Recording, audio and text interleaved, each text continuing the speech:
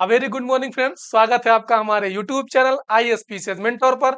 जैसा कि आप लोगों को पता है, हम डेली आपके लिए लेके आते हैं daily current affairs quiz, daily general awareness quiz. इन दोनों को हम कराते हैं। इसमें ना सिर्फ हम उस क्विज को बल्कि उससे रिलेटेड जितनी भी इंफॉर्मेशन है जो आपके एग्जाम के पॉइंट ऑफ व्यू से बहुत इंपॉर्टेंट है, हम उसको भी डिस्कस करते हैं। और आज हम डिस्कस करेंगे 30 जुलाई का करंट अफेयर्स। और हमारे इसके अलावा और भी बहुत सारे प्रोग्राम्स हैं आप जिनका बेनिफिट ले सकते हैं, जो आपके आगामी परीक्षाओं के लिए बहुत ही उपयोगी साबित हो सकते हैं। जैसे कि हमारा एक डेली आ रहा है एक क्रैश कोर्स जिसमें हम ना सिर्फ आपके स्टैटिक पोर्शन को, स्टैटिक सब्जेक्ट्स को, बल्कि उससे उसमें और भी पीवाईक्यू, जितने भी प्रीवियस ईयर क्वेश्चन पूछे गए हैं उसमें 25 साल के पीवाईक्यूज कराए जा रहे हैं।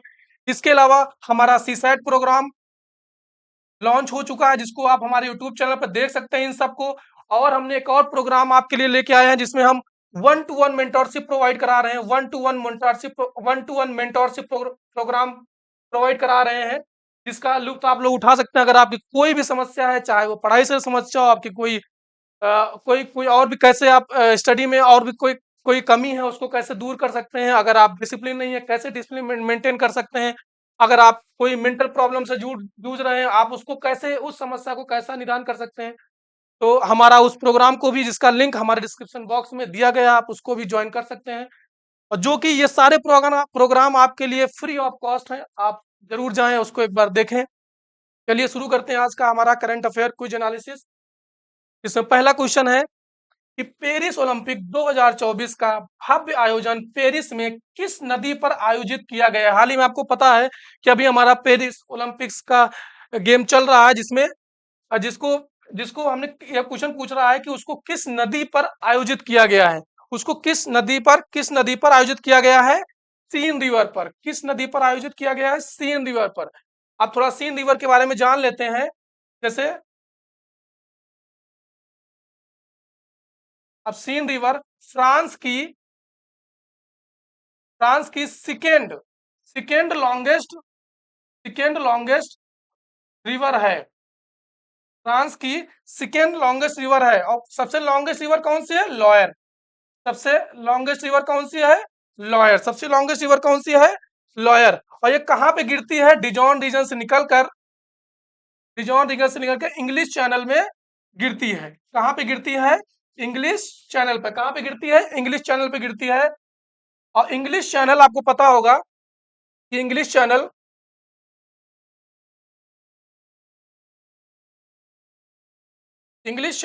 सेपरेट करता है सदर्न सदर्न इंग्लैंड को सदर्न इंग्लैंड को सदर्न इंग्लैंड को नॉर्दर्न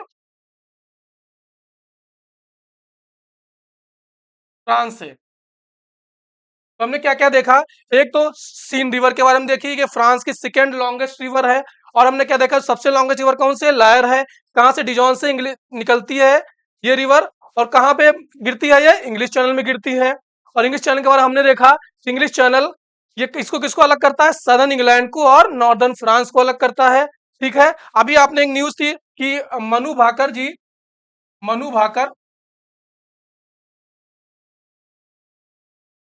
ये इंडिया की पहली वीमेन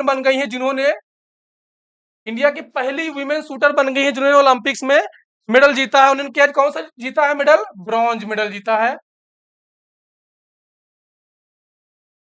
ठीक है। इनको भी याद रखना है, क्वेश्चन इससे आते रहेंगे और आप कॉपी पेन लिख लेके इन सबको लिखते रहिए, क्योंकि आने वाले जितने भी और भी लोग पार्टिसिपेट कर रहे हैं तो उसमें किसको कौन सा पदक मिला है उन सबको याद करना है। और अगर आप इसको और कॉम्प्रिहेंसिव तरीके से लिखना चाहते हैं, जैसे गवर्नमेंट के प्रोग्राम क्या है स्पोर्ट्स से रिलेटेड, जैसे कि खेलो इंडिया प्रोग्राम, ठीक है। और भी हम लोग इसके पहले वाले वीडियोज में हमने और भी प्रोग्राम्स, खेलो इंडिया प्रोग्राम से रिलेटेड जितने भी स्कीम्स हैं हम उनको भी डिस्कस किया है। तो आप इसको कॉम्प्रिहेंसिव तरीके से भी मेंस के पॉइंट ऑफ व्यू से इसको तैयार कर सकते हैं। अगर कोई भी क्वेश्चन आएगा तो उससे छूटेगा नहीं। ठीक है। नेक्स्ट देखते हैं अगला। कह रहा है कि हाल ही में यूनेस्को की विश्व धरोहर सूची में शामिल किए गए ऐतिहासिक मोइदम मोइदम किस राज्य में स्थित है? क्या कह रहा है कि जो अभी यूनेस्को में एक हाल ही जो विश्व धरोहर सूची में शामिल किया, किसको? मोइदम को शामिल किया गया है। मोइदम को शामिल किया गया और किस राज्य में है? बताइए आप लोग, किस राज्य में है? मेघालय में, असम में, नागालैंड में, केरल में किस राज्य में है? असम में है। किस राज्य में है? असम में है। हमने इसको पहले भी डिस्कस किया है कि हमारे यहाँ टोटल वर्ल्ड हेरिटेज साइट्स कितनी थी? 42 थी। टोटल कितनी थी? 42 थी। 42 थी, जिसमें जिसमें 37 37 37 कल्चरल थी, 37 कल्चरल थी, 7 नेचुरल थी, और एक है मिक्स। अब जो ये साइट बन गई है, ये एक कल्चरल साइट के रूप में इसको घोषित किया गया है, इसको साइट को रिकॉग्निशन मिली है। अब कितनी हो गई टोटल साइट्स? 43 साइट्स हो गई हैं और 38 कल्चरल साइट्स हो गई हैं। ठीक है, इसको याद रखना। हमने इसके पहले के वीडियो में मोइदम के बारे में डिस्कस किया है। क्या है? बरियल माउंड है, अवम किंगडम के टाइम पे इसको बनाया जाता था। उसके अगर आप डेली हमारा वीडियो देख रहे होंगे तो आपको पता होगा कि इसको हमने पहले के वीडियोज में भी डिस्कस किया है। आप वहां से इसको रिवीजन कर सकते हैं। अगर आप नए हैं और अगर आपको फिर भी समझने में दिक्कत हो रही तो आप बता सकते हैं, हम अगले वाले वीडियो में, नेक्स्ट वीडियो हम इसको डिस्कस कर लेंगे फिर से। ठीक है, और असम में दो और देख लेते हैं। जैसे असम में और कौन कौन सी वर्ल्ड हेरिटेज साइट्स हैं? दो और हैं। कौन कौन सी हैं? कौन कौन सी हैं? कौन कौन सी है असम में? एक तो गई काजीरंगा,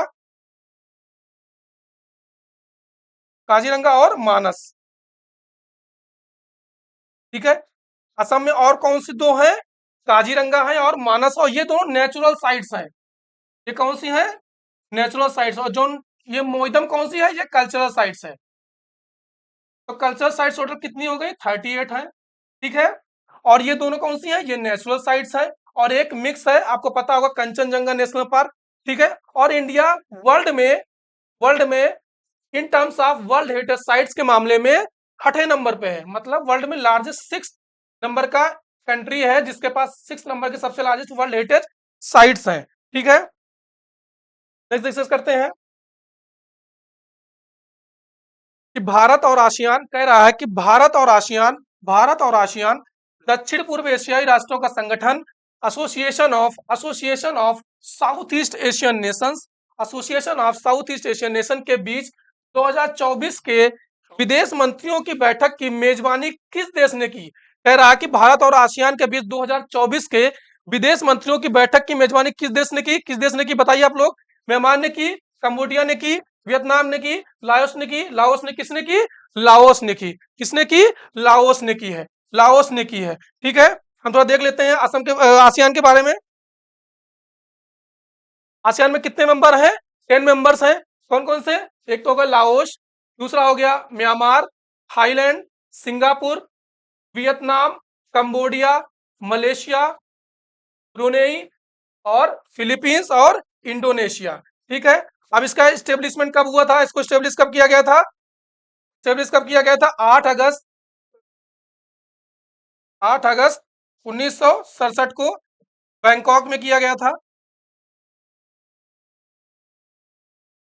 आसियान को 8 अगस्त 1967 को 1967 को स्टेब्लिश किया गया था बैंकॉक, जिसको बोलते हैं बैंकॉक डिक्लेरेशन। Bangkok declaration. ठीक है, और इसमें क्या थे जो फाउंडिंग मेंबर्स थे? कौन कौन थे? एक तो था इंडोनेशिया, एक था मलेशिया, फिलीपींस, सिंगापुर और थाईलैंड। ये फाउंडिंग मेंबर्स हैं। फाउंडिंग कंट्रीज है कौन सी? इंडोनेशिया, मलेशिया, फिलीपींस, सिंगापुर और थाईलैंड। ये 5 नेशंस इसके फाउंडिंग मेंबर्स हैं। 5 मेंबर्स ने मिलकर बैंकॉक डिक्लेरेशन 1967 8 अगस्त को ये आसियान बनाया था। ठीक है, नेक्स्ट देखते हैं आगे। अच्छा, इसे लाओस को थोड़ा देख लेते हैं कि लाओस लाओस आपको पता होगा कि लाओस एकमात्र ओनली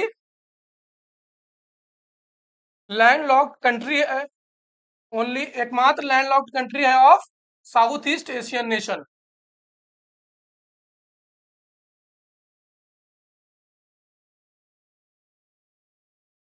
ठीक है, एकमात्र लैंडलॉक्ड कंट्री है साउथ ईस्ट एशियन नेशन का। ठीक है, आगे देखते हैं हम लोग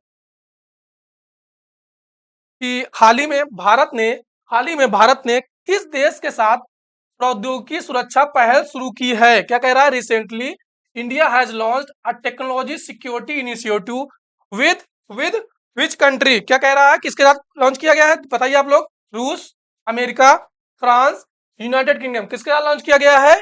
यूके के साथ। किसके साथ? यूनाइटेड किंगडम के साथ एक टेक्नोलॉजी सिक्योरिटी इनिशिएटिव इंडिया ने लॉन्च किया है। ठीक है। अब इसका क्या रोल है कि टेक्नोलॉजी को कैसे हम नेशनल सिक्योरिटी और इकोनॉमिक ग्रोथ के लिए कैसे यूटिलाइज कर सकते हैं, उसके लिए ये एक टेक्नोलॉजी सिक्योरिटी इनिशिएटिव इंडिया और यूके ने लॉन्च किया है। ठीक है। नेक्स्ट आगे देखते हैं कि हाल ही में किस केंद्रीय मंत्री ने मॉडल कौशल ऋण योजना का उद्घाटन किया? क्या कह रहे? Recently which union minister recently inaugurated the model skill loan scheme? किसने लॉन्च किया है? जयंत चौधरी जी ने। किसने लॉन्च किया है? जयंत चौधरी जी ने लॉन्च किया है। किसने लॉन्च किया? जयंत चौधरी ने। अब इसमें क्या है? एक तो है कि इसमें स्किल प्रोवाइड की जाएगी, स्किल डेवलपमेंट किया जाएगा, और दूसरा है कि 7.5 लाख तक का लोन दिया जाएगा। जो पहले कितना था? 1.5 लाख से बढ़ा के 7.5 लाख का एक लोन भी दिया जाएगा। इसका नाम ही है कि मॉडल स्किल लोन स्कीम। इसमें लोन कितना दिया जाएगा? 7.5 लाख का। और स्किल को भी डेवलपमेंट प्रोवाइड किया जाएगा, स्किल भी प्रोवाइड किया जाएगा। ठीक है।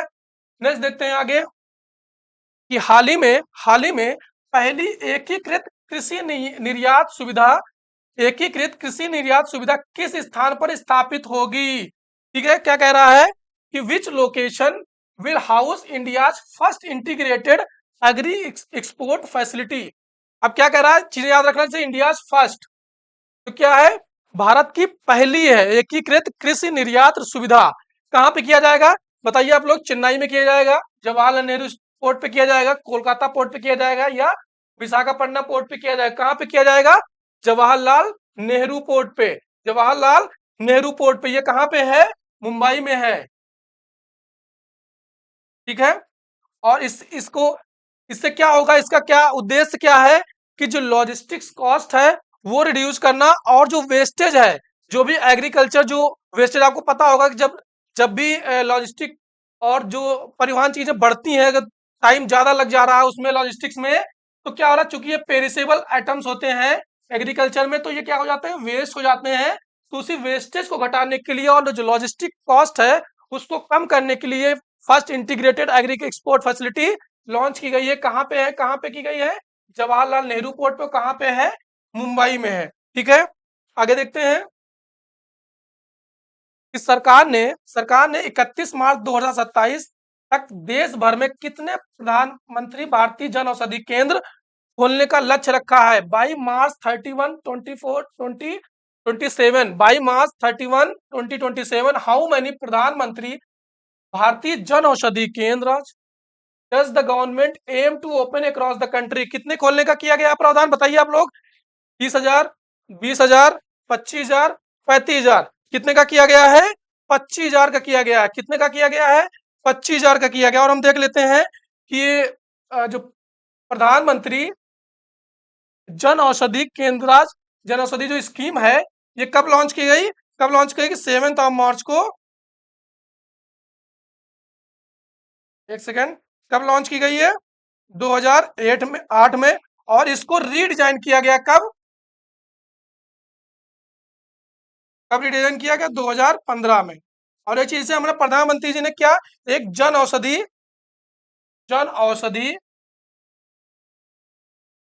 दिवस जन औषधि दिवस कब सेलिब्रेट करते हैं? 7 मार्च को। ठीक है। कब स्टार्ट किया? प्रधानमंत्री जन औषधि स्कीम कब स्टार्ट हुई? 2008 में पहले स्टार्ट हुई। इसको फिर से रीडिजाइन किया गया 2015 में। और जो जन औषधि दिवस हम मनाते हैं, कब मनाते हैं? 7 मार्च को मनाते हैं। ठीक है। और कितने का लक्ष्य रखा गया? 25,000 का। कब तक के लिए? 31 मार्च 2027 तक के लिए इतने जन औषधि केंद्र खोलने। कितने? 25,000।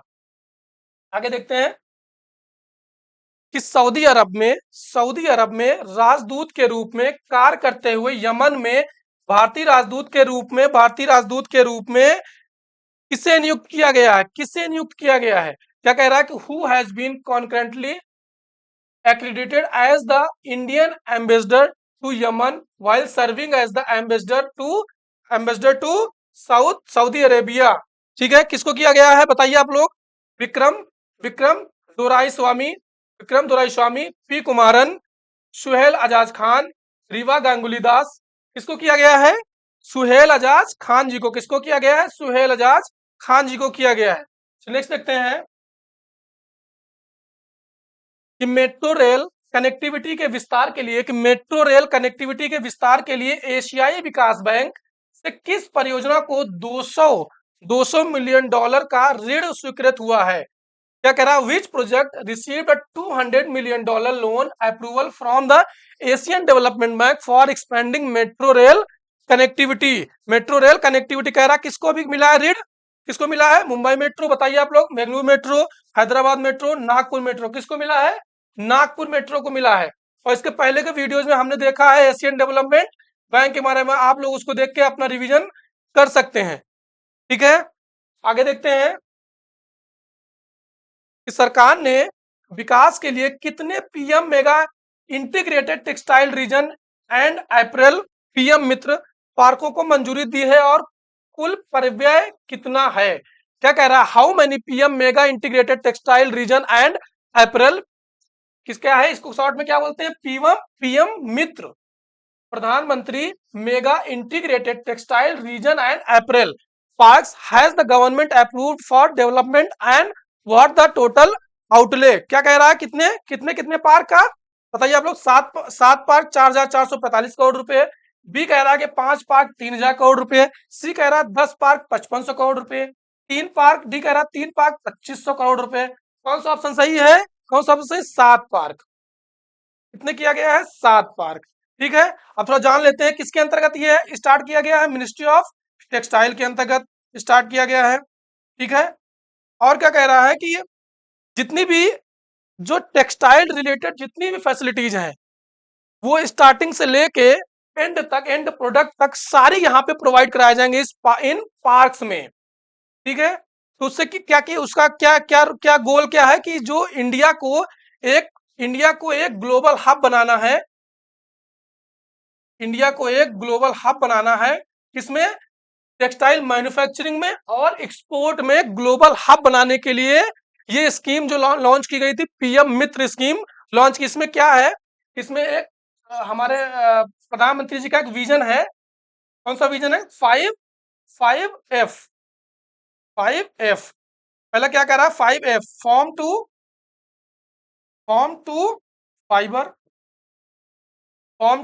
फाइबर। दूसरा कह रहा है फाइबर टू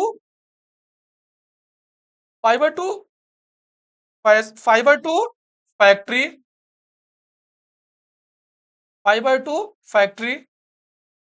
और तीसरा क्या कह रहा है? Factory to fashion. चौथा कह रहा है फैशन टू फॉरेन। ठीक है, तो इसको याद रखना। अगर ऐसा पूछ लिया कि विजन किससे रिलेटेड है, पीएम मित्र से। और पीएम मित्र का क्या गोल है? इंडिया को एक ग्लोबल हब बनाना है टेक्सटाइल मैन्युफैक्चरिंग में और एक्सपोर्ट में। ठीक है, और इसके अंतर्गत 7 पार्क और कितना आउटले कितना है?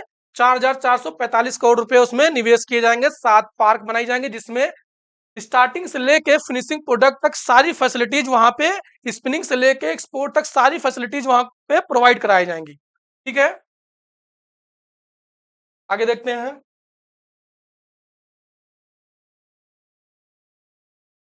आगे है अचानकमार अमरकंटक बायोस्फीयर रिजर्व के बारे में। किसके बारे में? अचानकमार अमरकंटक बायोस्फीयर रिजर्व के बारे में है। क्या कह रहा है? इन वर्ष 2005 में अचानकमार अमरकंटक बायोस्फीयर रिजर्व को भारत सरकार द्वारा भारत के 14वें राष्ट्रीय बायोस्फीयर रिजर्व के रूप में नामित किया गया।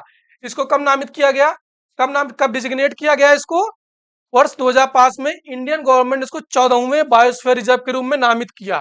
ठीक है, और यह रिजर्व कहाँ पे आता है? मध्य प्रदेश और छत्तीसगढ़ राज्यों में स्थित है।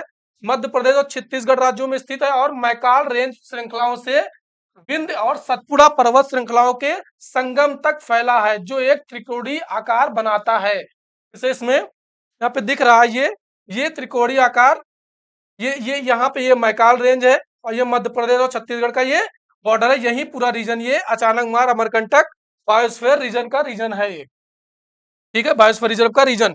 नेक्स्ट क्या कह रहा है, यूनेस्को ने एमएबी कार्यक्रम में शामिल किए जाने की घोषणा कब की? 2012 में। इंडियन गवर्नमेंट ने कब डिजिग्नेशन दिया? 2005 में। और जो जो यूनेस्को का एक प्रोग्राम है एमएबी प्रोग्राम, जिसके तहत वो वर्ल्ड जो बायोस्फीयर रिजर्व को उसको डिजिग्नेशन देता है, उसको कब दिया उसने? 2012 में दिया, ठीक है, कंफ्यूज नहीं होना दोनों डेट्स में, ठीक है। और क्या कह रहा है कि स्थलाकृति निचले चावल के खेतों से लेकर, क्या कह रहा है, निचले चावल के खेतों से लेकर उसकी टोपोग्राफी के बारे में बता रहा है, उससे लेके सतपुड़ा के मैकाल पर्वत श्रृंखला की पहाड़ियों, बॉक्साइट चट्टानों और अमरकंटक पठार तक भिन्न है। ये टोपोग्राफी कितनी है? एक तो चावल के खेतों से लेके सतपुड़ा के मैकाल पर्वत श्रृंखला की पहाड़ियों, बॉक्साइट चट्टानों वाले अमरकंटक पहाड़ तक भिन्न है। ये वैरी कर रहा है वहां पे, कितना कितनी डाइवर्सिटी है यहाँ पे, ये बताने की कोशिश की जा रही है, ठीक है। अचानक मार अमरकंटक बायोस्फीयर रिजर्व 3 प्रमुख नदी प्रणालियों का स्रोत है। क्या कह रहा है? 3 मेजर जो रिवर सिस्टम है उनका उनका सोर्स है। कौन कौन से? एक नर्मदा, दूसरा सोन और तीसरा जोजिला, ठीक है। ये 3 नदियों, जो 3 रिवर सिस्टम का सोर्स है, ये अचानक मार अमरकंटक बायोस्फीयर रिजर्व, ठीक है, इसको याद रखना है। आगे देखते हैं इसमें क्या कह रहा है कि मैकाल पर्वत, जैसे हमने दिखाया आपको, मैं अभी दिखाया था हमने आपको मैप में कि मैकाल पर्वत श्रृंखलाएं विंध्य और सतपुड़ा अचानक मार अमरकंटक बायोस्फीयर रिजर्व के भीतर स्थित है। अभी मैंने आपको बताया था कहाँ पे स्थित है, ये मैंने आपको दिखाया था अभी मैप में, कहाँ पे है ये रीजन, ये रीजन ये है पूरा, ठीक है, जो बता रहा है अभी, ठीक है, इसको याद रखना मैकाल रेंज को। और रिजर्व क्या कह रहा है, रिजर्व में बायोस्फीयर रिजर्व के गांव में 27 आदिवासी और गैर आदिवासी समुदाय रहते हैं, ठीक है। तो मैकाल रेंज इसी के अंदर पाई जाती है, अभी मैंने दिखाया बॉर्डर पे आपको, जो विंध्य और सतपुड़ा अचानक मार्ग बायोस्फीयर रिजर्व के भीतर स्थित है, ठीक है। आगे देखते हैं,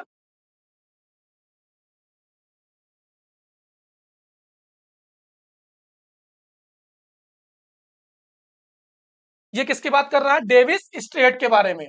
ये किसकी बात कर रहा है? डेविस स्ट्रेट के बारे में। ये क्या कह रहा है? अटलांटिक महासागर की उत्तरी भुजा के रूप में, ठीक है, के भी जाना जाता है। मतलब ये उसका अटलांटिक महासागर का ही एक आर्म है, एक उसी का एक पार्ट है, ठीक है।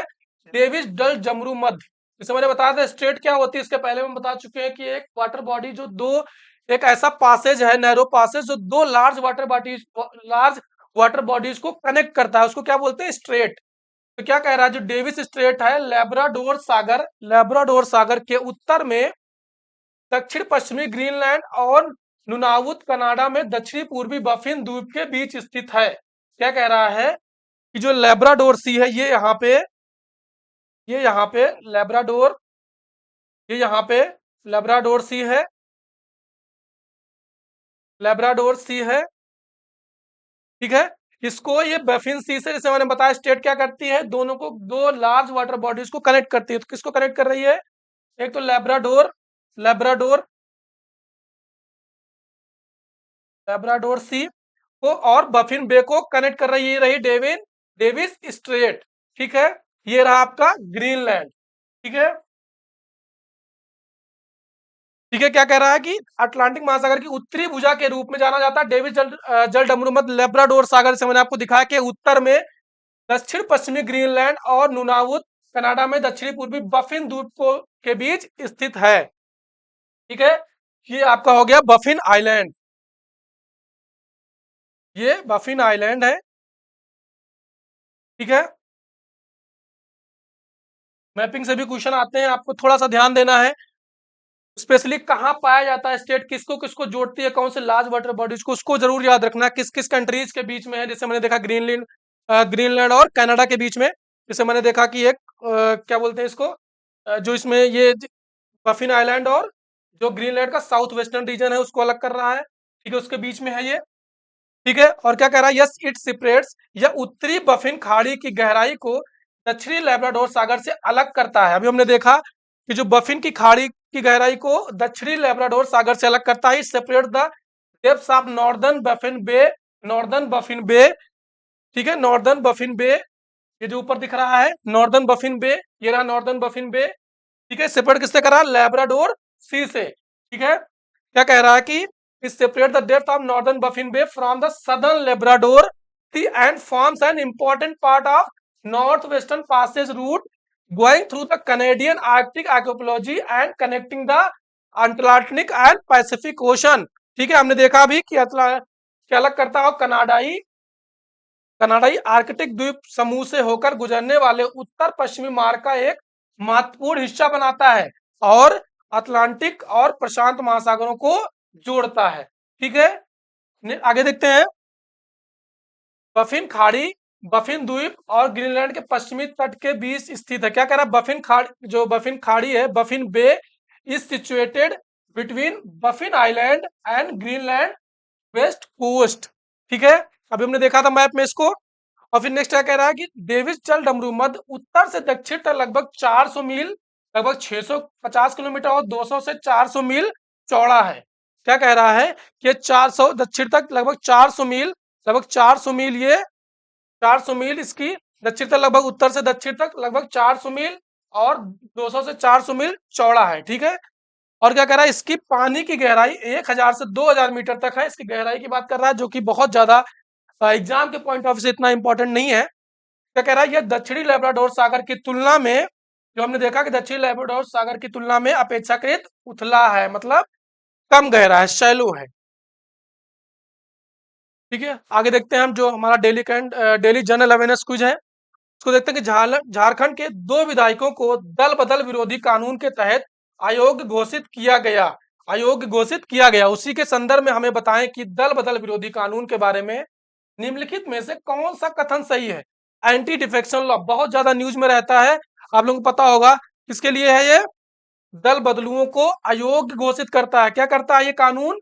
क्या कहता है? एंटी डिफेक्शन लॉ के बारे में बात कर रहा है। एंटी डिफेक्शन लॉ के बारे में क्या पूछ रहा है, किससे रिलेटेड है ये क्या कहता है? डिसक्वालीफाइज डिफेक्टर्स, डिसक्वालीफाइड डिफेक्टर्स। थोड़ा जान लेते हैं इसके बारे में। इसको कब लेके आया एंटी डिफेक्शन लॉ को? 52nd। इसको हम अभी यहाँ थोड़ा सा हम शॉर्ट में जानेंगे, शॉर्ट में। बाकी हम इसको जब हमारी पॉलिटिका सेक्शन आएगा तो उसमें हम आराम से बहुत डिटेल में डिस्कस करेंगे, क्योंकि इससे क्वेश्चन बहुत ही आने की संभावना हमेशा रहती है, क्योंकि ये हमेशा ही कहीं ना कहीं न्यूज में बना रहता है। इसको कब लाया गया? 52nd अमेंडमेंट एक्ट के थ्रू लाया गया 1985 में। 1985 में इसको लाया गया। और किसके लिए लाया गया? इसका क्या गोल था कि जो गवर्नमेंट, जो पॉलिटिकल सिस्टम है, जो गवर्नमेंट में स्टेबिलिटी लाने के लिए लाया गया, ताकि जो लेजिस्लेचर्स हैं, एमपी एमएलए हैं, वो इतनी जल्दी अपनी पार्टीज को चेंज ना कर सके, जिसे कहा था कि आया राम गया राम करके। तो उसी लिए एक स्टेबिलिटी देने के लिए सरकार को, उसके लिए कानून लाया गया था। क्योंकि सरकार बनने के बाद कई बार क्या होता था कि एमपी एमएलए दूसरी पार्टी में शामिल हो जाते थे और सरकार गिर जाती थी, फिर नई सरकार, तो वो इनस्टेबिलिटी बनी रहती थी। उसी को दूर करने के लिए कानून लाया गया था, ठीक है। और आगे क्या देखते हैं इसमें? जो इंडिविजुअल एमपी एमएलए हैं, उनकी डिफेक्शन की बात करता है। एमपी और एमएलए की डिफेक्शन की बात करती है। अगर वो एक पार्टी को छोड़ के दूसरी पार्टी में ज्वाइन करते, तो इंडिविजुअल जो एमपी एमएलए थे, उनके लिए कानून लाया गया था। इसमें एक और अमेंडमेंट आया जैसे लास्ट में, कि 91st अमेंडमेंट एक्ट आया इसमें। कब आया? 2003 में। पहले क्या था? जो ग्रुप में जो होता था, जो ग्रुप मर्जर जिसको बोलते थे, पहले 1/3, अगर किसी के पार्टी के मेंबर, अगर 1/3 मेंबर अगर किसी पार्टी को ज्वाइन करते थे, तो उसको उसको मर्जर माना जाता था, और वो इस एंटी डिफेक्शन लॉ से गवर्न नहीं होता था, मतलब वो डिफेक्टेड नहीं होते थे। तो इसको 1/3 से बढ़ा के इसको 2/3 कर दिया गया। अगर 2/3 मेंबर्स की परमिशन है और आप अलग हो जाते हो, तो उसको मर्जर माना जाएगा, ठीक है।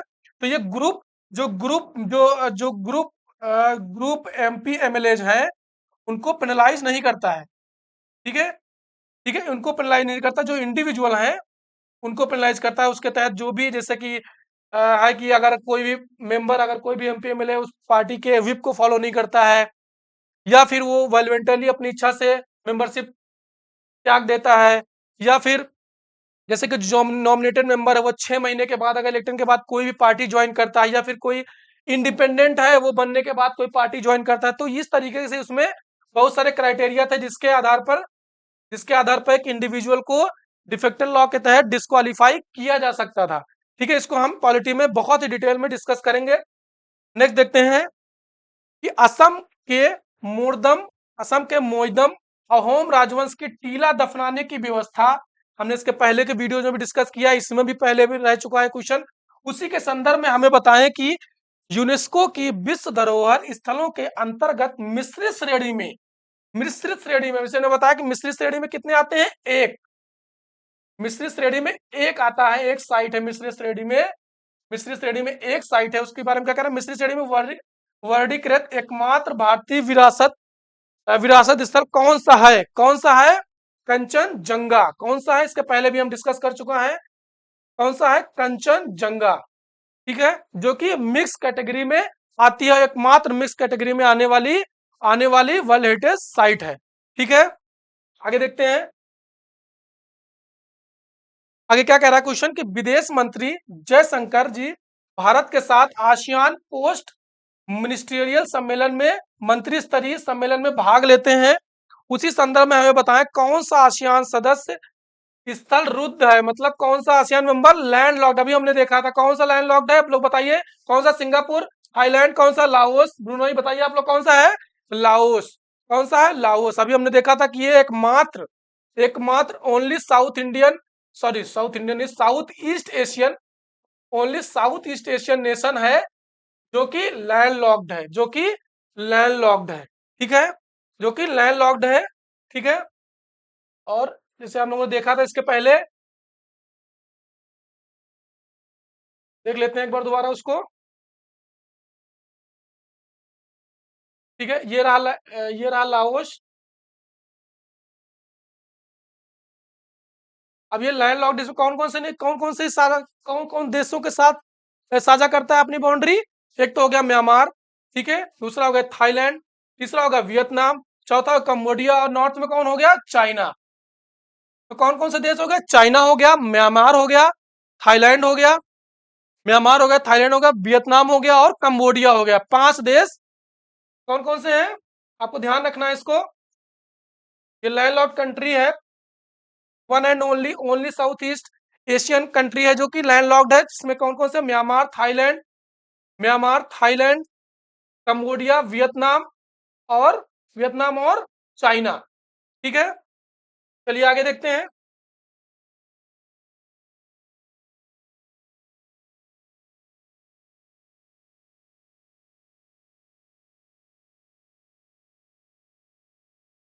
ये क्वेश्चन हम डिस्कस कर रहे थे।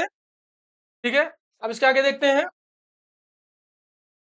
कि डेविस लैमी की यात्रा के दौरान भारत यूके ने टेक्स सिक्योरिटी इनिशिएटिव लॉन्च किया। अभी हमने देखा था टेक्स सिक्योरिटी इनिशिएटिव। उसी के संदर्भ में बताएं कौन सा शिखर सम्मेलन भारत यूके चर्चाओं के लिए एक प्रमुख मंच है। क्या कह रहा है, विच समिट इज अ की forum for India UK discussion. कौन सा की फोरम है, बताइए आप लोग, सॉरी, बताइए कौन सा है, G7 है, G20 है, UN है, कॉप है, कौन सा है, G20 है। G20 हमारा एक की फोरम है, किसके लिए, इंडिया यूके डिस्कशन के लिए ये हमारा एक प्रमुख मंच है। कौन सा मंच है, G20। ठीक है, नेक्स्ट देखते हैं कि उपराष्ट्रपति भवन के दरबार हॉल और अशोक हॉल का नाम बदलकर भारतीयकरण कर दिया गया। अभी हमने देखा था प्रीवियस अपने पिछले वाले वीडियो में। ठीक है, उसका नामकरण चेंज कर दिया गया, उसको भारतीयकरण कर दिया गया। उसी संदर्भ में बताएं, कह रहा है क्वेश्चन पूछ रहा है, उसी संदर्भ में हमें बताएं कि राष्ट्रपति भवन में सबसे पहले रहने वाला कौन था। क्या कह रहा है, जिसको हम पहले वायसराय हाउस कहते थे, उसमें राष्ट्रपति भवन में रहने वाला कौन सा पहला ऑक्यूपेंट था, बताइए आप लोग। Viceroy lord Neville, viceroy lord Anthony Eden, viceroy Charles Wood, viceroy lord Irwin. कौन थे बताइए आप लोग, लॉर्ड इरविन। कौन थे, लॉर्ड इरविन। तो लॉर्ड इरविन के बारे में जान लेते हैं, इनका कार्यकाल कब से कब तक था, 1926 से लेके 1931 तक था। इसमें बहुत सारी चीजें घटनाएं देखने को मिली इनके कार्यकाल में, जैसे सबसे पहले कौन सा था, जैसे एक तो साइमन कमीशन था, कब आया, 1927 में आया, ठीक है, 1926 में आया साइमन कमीशन आया। फिर कौन सा आया, नेहरू रिपोर्ट आई के कार्यकाल में, ये पूछ लिया जाता है। नेहरू रिपोर्ट कब आई, 1920 1928 में आई। और कौन सा हुआ, एक बहुत बड़ा बहुत इंपॉर्टेंट सेशन है लाहौर सेशन कांग्रेस का, ये कब हुआ, 1929 में, जिसमें पहली बार पूर्ण स्वराज की घोषणा की गई, ठीक है। और कौन सा और कौन सा और कौन सा था, जैसे गांधी इरविन पैक्ट, आपको याद हो, बहुत बहुत ही फेमस है, गांधी इरविन पैक्ट था, गांधी इरविन पैक्ट। और दूसरा कौन सा एक है, लाहौर लाहौर कॉन्स्पिरेसी केस। और कौन सा है, लाहौर कॉन्स्पिरेसी केस हो गया। और कौन सा, एक चिट्टगांव थी, चिट्टगांव चिट्टगांव आर्मरी आर्मरी रेड है, कब हुई है, 1930 में हुई। और क्या है, और एक सबसे बड़ा जो हुआ, आपको पता होगा कौन सा था, हमारा सिविल डिसोबीडियंस जो मूवमेंट था, दांडी मार्च, वो भी स्टार्ट हुआ था इसी कार्यकाल के दौरान, ठीक है। हम इन सबको डिटेल में डिस्कस करेंगे जब हम मॉडर्न हिस्ट्री पढ़ रहे होंगे अपने क्रैश कोर्स में, ठीक है। अभी के लिए इतना ही देखते हैं, नहीं तो वीडियो बहुत ही लंबा हो जाएगा। नेक्स्ट क्वेश्चन देखते हैं कि डीआरडीओ ने अपने चरण second ballistic missile defence system का सफलतापूर्वक परीक्षण किया, किसका, बैलिस्टिक मिसाइल डिफेंस सिस्टम का, जो phase two ballistic missile defence system का सक्सेसफुली एक टेस्ट किया है। उसी के संदर्भ में पूछ रहा है स्टेटमेंट्स को, कि ballistic missiles can carry multiple warheads using using MIRVs, ठीक है। नेक्स्ट क्या कह रहा है, they are primarily used for space exploration missions. Third क्या कह रहा है, they follow a trajectory that includes both atmospheric and space phases. अब सपोज आपके एग्जाम में ऐसा क्वेश्चन आ जाता है जिसमें आप लोगों को कुछ आइडिया नहीं है, तो उनको कॉमन सेंस से क्वेश्चन कैसे सॉल्व करने हैं और कैसे एलिमिनेशन टेक्निक से कैसे क्वेश्चन सॉल्व करते हैं, उसको आप यहाँ पे आसानी से देख सकते हैं। जैसे कि जब आप देख रहे हैं कि बैलिस्टिक मिसाइल डिफेंस सिस्टम है, तो जब ये क्या कह रहा है कि अगर सेकंड ऑप्शन देखेंगे, they are primarily used for space exploration missions, जब ये बैलिस्टिक मिसाइल डिफेंस सिस्टम है तो ये एक्सप्लोरेशन में कैसे इसको यूज किया जाएगा। तो अगर आप थोड़ा सा वहां पे थोड़ा सा फोकस होकर थोड़ा सा कॉमन सेंस अगर आप देखेंगे, तो इसका उपयोग मुख्य रूप से अंतरिक्ष अन्वेषण मिशन के लिए किया जाता है। आपको पहले ही देखने पे लगेगा ये तो हो ही नहीं सकता, ये गलत हो सकता है। तो अगर अगर आप इसको आप फोकस हो के और थोड़ा सा कॉमन सेंस, अगर आपको एक बेसिक समझ है बैलिस्टिक मिसाइल्स की, ठीक है, एक टारगेटेड रहती है, आपको पता होगा कि टारगेट को फोकस करते हुए इसको लॉन्च किया जाता है, और एक एक हमें स्ट्रेटेजिक डिफेंस भी देती है, ठीक है। तो इसका स्पेस एक्सप्लोरेशन से कोई लेना देना नहीं है। तो अगर हम दूसरा एलिमिनेट कर देंगे तो सी भी कैंसिल हो जाएगा, सी नहीं होगा, बी नहीं होगा और डी नहीं होगा, तो बचा कौन सा, केवल एक और तीन। तो दो स्टेटमेंट याद रखना है कि ये चीज याद रखना, बैलिस्टिक मिसाइल जो होती है MIRV का उपयोग करके कई वारहेड ले जा सकते हैं, ये एक बार में कई वारहेड ले जा सकती है।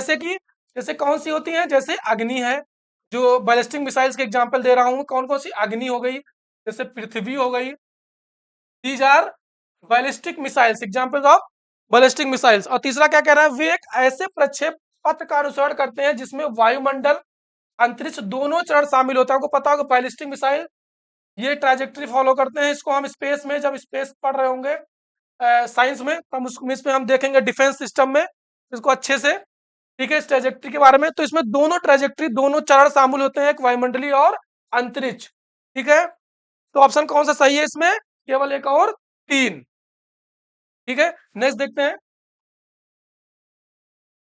हाल ही में प्रधानमंत्री ने एथलीट अभिनव अभिनव बिंद्रा को ओलंपिक आंदोलन में उनकी उत्कृष्ट सेवाओं के लिए ओलंपिक ऑर्डर से सम्मानित किए जाने पर बधाई दी। अभी हमने देखा था, आपको इसके पहले भी वीडियो जो हम ये सब डिस्कस कर चुके हैं। अभी आप अगर आप हमारे वीडियोज को रेगुलर डेली बेसिस पे फॉलो कर रहे होंगे तो आपको लग रहा होगा कि थीम कहीं ना कहीं रिपीटेड है। और उसी से कितने टाइप के क्वेश्चन बनाए जा सकते हैं वो भी आपको अंदाजा लग रहा होगा कि अगर ये क्वेश्चन है तो इससे ये भी आ सकता है कि किसको ओलंपिक ऑर्डर सम्मानित किया गया, अभिनव बिंद्रा जी को सम्मानित किया गया। ठीक है, उससे और कितने टाइप क्वेश्चन बन सकते हैं तो वो आप यहीं से देख सकते हैं और अपने जो पढ़ने का तरीका है उसको बदल सकते हैं।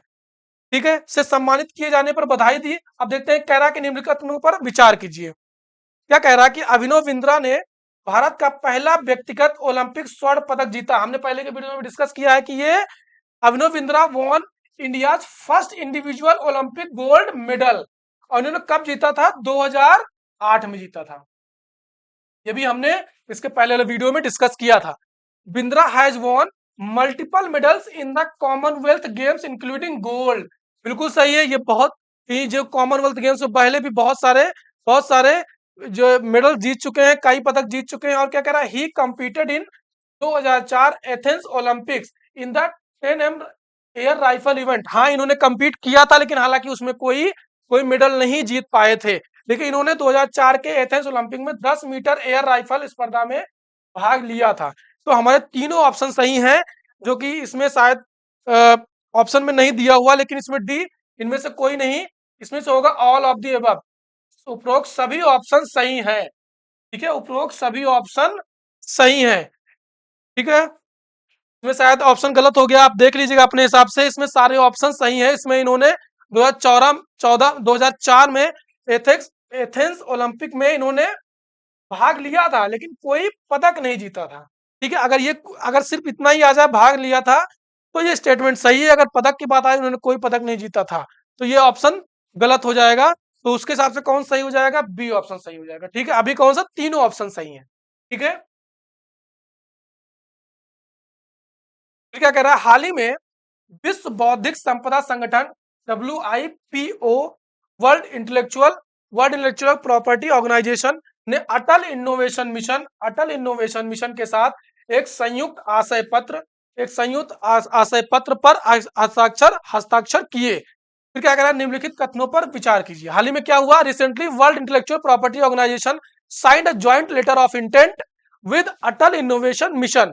ठीक है, फिर क्या कह रहा है? इसी स्टेटमेंट के चक्कर में क्या कह रहा है? निम्नलिखित कथनों पर विचार कीजिए। क्या कह रहा है? मिशन मुख्य रूप से बड़े पैमाने पर औद्योगिक परियोजनाओं को विदेशी सहायता प्रदान करने पर केंद्रित है। ठीक है, नेक्स्ट क्या कह रहा है कि अटल इनोवेशन मिशन को विज्ञान और प्रौद्योगिकी मंत्रालय द्वारा 2016 में नवाचार और उद्यमिता को बढ़ावा देने के लिए लॉन्च किया गया था। तीसरा क्या कह रहा है? इसमें छात्रों के बीच रचनात्मकता को बढ़ावा देने के लिए स्कूलों में अटल टिंकरिंग लैब्स की स्थापना शामिल है। देखते हैं, जैसे कि दूसरा ऑप्शन क्या कह रहा है कि हमने इसके पहले भी अटल इनोवेशन मिशन के बारे में डिस्कस किया है। इसको 2016 में किसने लॉन्च किया था? नीति आयोग के अंतर्गत ये आता है, मिनिस्ट्री ऑफ साइंस में नहीं है। तो ये दूसरा ऑप्शन हमारा गलत हो गया। ठीक है, और क्या कह रहा है? और इसका क्या उद्देश्य था?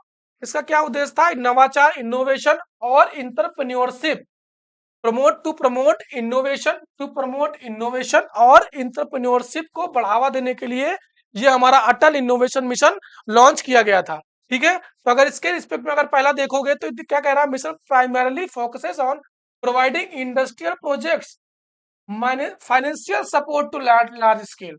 देखो कि ये इसका फोकस नहीं था। क्या फोकस, इसका क्या गोल था? इनोवेशन और इंटरप्रेन्योरशिप को प्रमोट करना, उसको इनकरेज करना।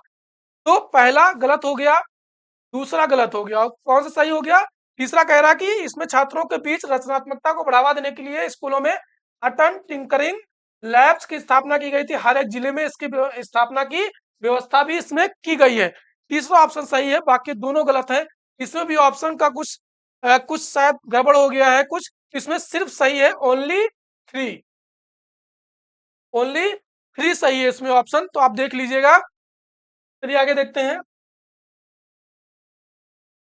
तो आज के लिए इतना ही है। इन सब की पीडीएफ चाहे डेली करंट अफेयर्स क्विज हो, चाहे हमारा मंथली करंट अफेयर्स मैगजीन हो, चाहे जो हमारा क्रैश कोर्स जो हम यूट्यूब पे लेके आ रहे हैं, उन सब की टॉपिक वाइज पीडीएफ और monthly current affairs, daily the Hindu news analysis, इन सब की पीडीएफ हमारे टेलीग्राम चैनल पे प्रोवाइड करा दी गई है। और हमारा जो 1-to-1 मेंटरशिप प्रोग्राम, जैसा कि हमने स्टार्टिंग में डिस्कस किया था उसके बारे में, उसके लिए भी एक हमारा अलग से ग्रुप तैयार किया गया है हम लोग के द्वारा, हमारी आईएसपीसीएस टीम के द्वारा। आप उसको भी ज्वाइन कर सकते हैं, जिसका लिंक उसका भी लिंक हमारे डिस्क्रिप्शन बॉक्स में दे दिया गया है। आज के लिए इतना ही। थैंक यू, धन्यवाद।